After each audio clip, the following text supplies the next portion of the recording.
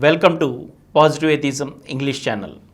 Today in the program Leaves from Gora's Life, I am going to continue from the last episode of Obedient Child to Social Rebel. Now I am going to continue from where I had left in the last episode. It was in 1922 when Gora passed the intermediate examination and the entrance to the graduate course, he was married. The marriage at that time were arranged by the parents and there were child marriages also. His wife was about 10 or 11 years when she was married. It was arranged in the sense that his father and her father were classmates and they met and arranged the marriage between them. They were very dutiful children and just agreed to what the parents said at that time. These arranged marriages had their own advantages and disadvantages also. Advantage in the sense that they regard marriages as a social obligation throughout the life. This is necessary in India where they have joint families. They doesn't have social security. Whenever anybody is unemployed, disabled or sick, they have to fall back upon the attention, care and kindness of the members of the family. So, this joint family system in India requires a kind of stability and these arranged marriages are a result of that. It is not anybody's choice to marry anyone, but they should conform to certain traditional rules aspects of the caste. There are so many details of exogamy and endogamy in the choice. All the same, they remain to be arranged marriages. Now, a change has come over because the child marriages have been banned by law. Gora's marriage, anyway, conformed to the traditional child marriage system 50 years ago. After the marriage, Gora went to Madras for studies which ended in the master's degree in botany. So, he was a lecturer after taking the degree. Soon after he obtained his MA degree, he could not get an employment. His father spent more educating his brother and Gora. So, he had little money to spare. When Gora could not get a job, he wrote to one of his old teachers whether he could be what you may even call a mere servant in his house, carrying food for him, doing the marketing work and some of this work which is not ordinarily done by any graduate from the university in India. At least at that time, it was not so common or for him. He was Gora's old teacher and he received him. Of course, he could not provide a job, but he allowed him free food and lodging in his house. And according to the world, Gora doing all kind of manual work in his house. It was 3 months he stayed in that house.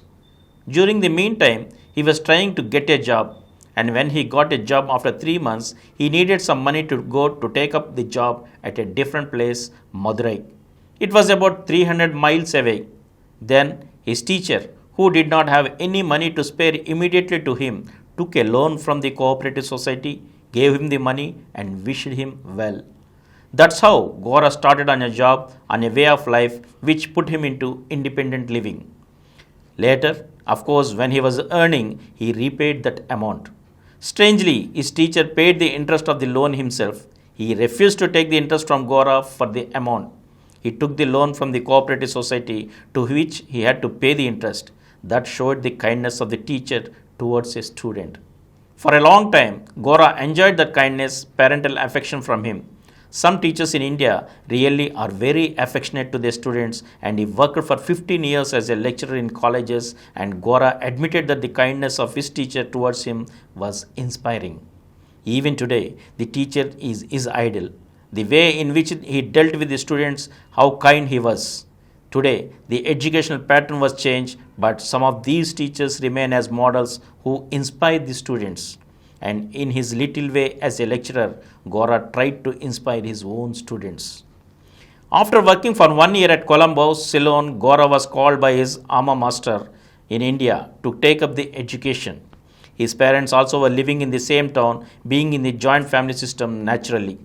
They had the family loyalties and affections and they liked to live together. His parents were growing old and though for lesser emoluments, he left Colombo and came to Kakinada in 1928.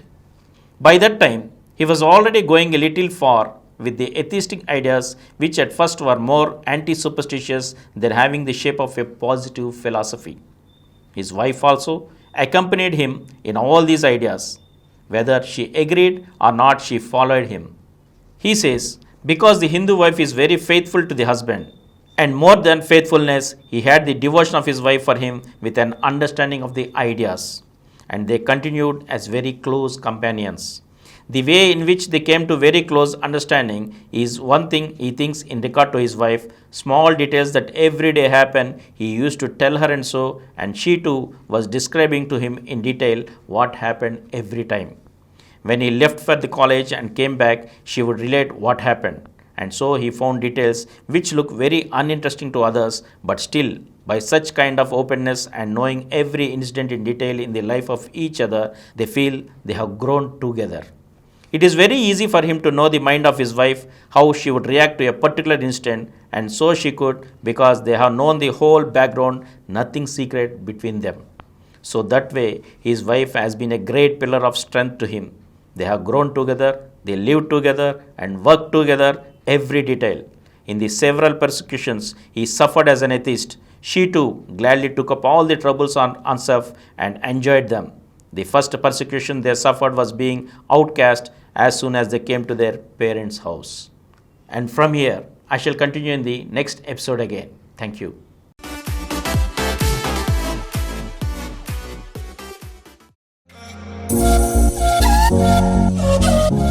For more videos, please subscribe to this channel Positive Atheism and activate the bell icon. Please download Samaram multi-channel app and watch your favorite channels from your mobile. App available on Google Play Store and subscribe to the channels.